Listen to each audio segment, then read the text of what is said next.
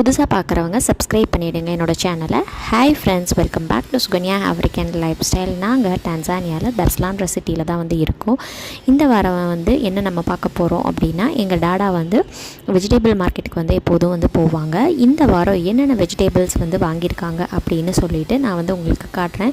இங்கே rainy season ஆரம்பித்ததுனால என்னால் போக முடியல. ஸோ தட் இந்த வாரம் கொஞ்சம் ஃப்ரூட்ஸ் அண்ட் வெஜிடபிள்ஸ் நான் வாங்கிட்டு வர சொல்லியிருந்தேன். எல்லாமே கரெக்டாக வாங்கிட்டு வந்திருந்தாங்க.